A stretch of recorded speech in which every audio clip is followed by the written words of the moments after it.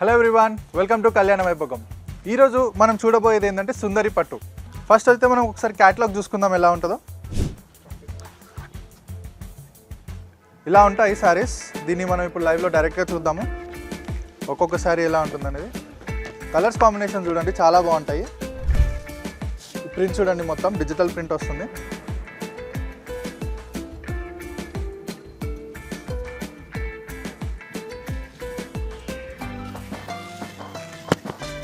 ఇది మనకి పళ్ళు వస్తుంది. పళ్ళు కూడా చూసుకోండి. దీంట్లో మనకి చాలా కలర్స్ ఉన్నాయి, డిఫరెంట్ కలర్స్.